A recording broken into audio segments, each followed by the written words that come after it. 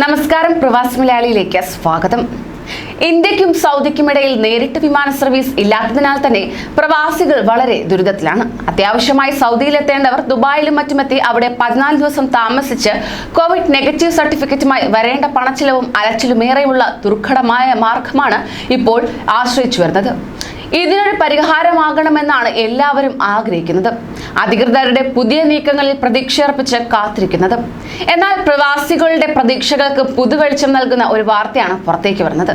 ഇന്ത്യയിലെ ആരോഗ്യ പ്രവർത്തകർക്ക് മടങ്ങിവരാൻ സൗദി അറേബ്യ അനുമതി നൽകിയതായി റിപ്പോർട്ട്. സൗദിയിലെ സിവിൽ ഏവിയേഷൻ അതോറിറ്റിയാണ് ഇതിനുള്ള അനുമതി നൽകിയത്. സൗദിയിൽ രണ്ടാം കോവിഡ് തരംഗത്തിനുള്ള സാധ്യതയുള്ളതിനാൽ തന്നെ വിമാന സർവീസ് സാധാരണ രീതിയിലാകാൻ സമയമെടുക്കും. ഇതിനാൽ തന്നെ ഇന്ത്യയും സൗദിയും എയർ ബബിൾ കരാറിനുള്ള ശ്രമം തുടങ്ങിയിട്ടുമുണ്ട്. കോവിഡ് വ്യാപനം സജീവമായതോടെ ഇന്ത്യ ഉൾപ്പെടെയുള്ള ചില രാജ്യങ്ങൾ സൗദിയുടെ യാത്രാവിലക്ക് പട്ടികയിലുണ്ട്.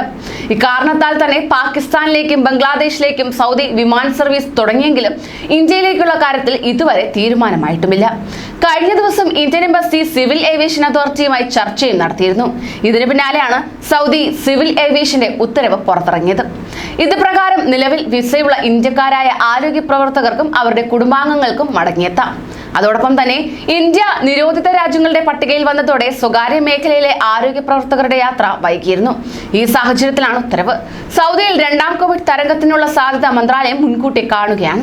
തരംഗമുണ്ടായാൽ തന്നെ വീണ്ടും ലോക്ക്ഡൌണിലേക്ക് പോകേണ്ട സാഹചര്യമുണ്ടാകുമെന്ന് സൗദി ഊർജ്ജ മന്ത്രി കഴിഞ്ഞ ദിവസം റിയാദിൽ പറഞ്ഞിരുന്നു. സൗദിയുടെ സമീപ രാജ്യങ്ങളിൽ പോലും കോവിഡ് വർദ്ധിച്ചതോടെ ചില രാജ്യങ്ങളിലേക്കുള്ള വിമാന സർവീസ് വീണ്ടും റദ്ദാക്കി. ഈ സാഹചര്യത്തിൽ കരുതലോടെ മാത്രമേ സൗദി അറേബ്യ വിമാന സർവീസ് തുടങ്ങൂ. ഇതിനാൽ തന്നെ ഇന്ത്യക്കാർക്ക് സൗദിയിലേക്ക് മടങ്ങാൻ എയർ ബബിൾ കരാർ വേണ്ടി വരുന്നതാണ്. ഇതിനുള്ള ശ്രമം ഊർജിതമാക്കിയിട്ടുണ്ട്. ആരോഗ്യ പ്രവർത്തകർക്ക് സൗദി അനുമതി നൽകിയതിന് പിന്നാലെ എയർ ബബിൾ കരാർ പ്രാബല്യത്തിൽ വരുമെന്നാണ് വിശ്വസിക്കുന്നത്. ഇതിനായി കാത്തിരിപ്പിലാണ് പ്രവാസികൾ. സൗദിയിൽ എങ്ങനെയെങ്കിലും നേരിട്ടെത്തുക എന്ന ഒറ്റ ലക്ഷ്യമാണ് പ്രവാസികൾ കാത്തിരിക്കുന്നത്. കൂടുതൽ പ്രവാസി വാർത്തകൾക്കായി ഈ ചാനൽ സബ്സ്ക്രൈബ് ചെയ്യൂ.